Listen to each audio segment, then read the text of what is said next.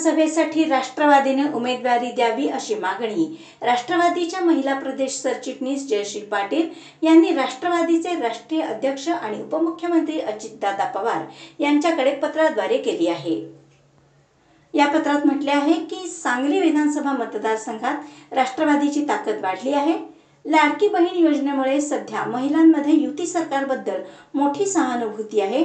राष्ट्रवादीच्या प्रदेश महिला सरचिटणीस म्हणून काम करत असताना गेल्या अनेक महिन्यात पक्षवाढीसाठी आणि महिलांच्या संघटनात्मक बांधणीसाठी मी काम केलेले आहे। पक्षाचे विचार उपक्रम वेळोवेळी सामान्य जनतेपर्यंत पोहोचवून पक्ष बळकटीसाठी काम केले आहे।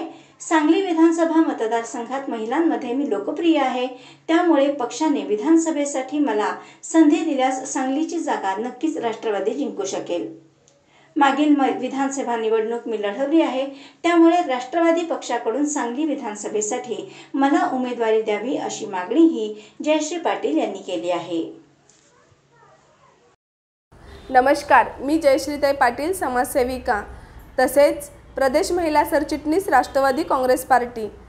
आमच्या पक्षाचे राष्ट्रीय अध्यक्ष तथा महाराष्ट्राचे उपमुख्यमंत्री आदरणीय अजितदादा पवार यांच्याकडे मी सांगली विधानसभा याची उमेदवारी पत्राद्वारे मागितलेली आहे।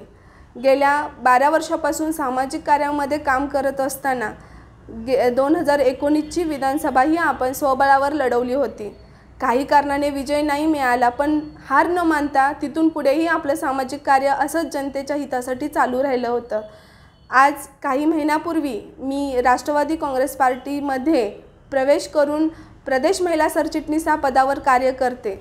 आज महायुतीच्या माध्यमातून जी योजना नागरिकांपर्यंत पोहोचलेल्या आहेत आणि त्यात सगळ्यात महत्त्वाची योजना म्हणजे मुख्यमंत्री लाडकी बहीण योजना ही आज घराघरात पोहोचलेली आहे। त्यामुळे महिलांमध्ये वातावरण चांगलं असल्यामुळे आज महिलांचं नेतृत्व करण्यासाठी एक महिला पदाधिकारी म्हणून मी सांगलीची विधानसभेची उमेदवारी दादांकडे पत्राद्वारे मागितलेली आहे आणि एका सर्वसामान्य महिलेला तसेच एका शेतकरीच्या मुलीला आणि सगळ्यात महत्त्वाचं समाजामध्ये उभा राहणाऱ्या आणि रात्रंदिवस रस्त्यावर उतरून काम करणाऱ्या महिलेला दादा नक्कीच उमेदवारी देतील ही आशा व्यक्त करते।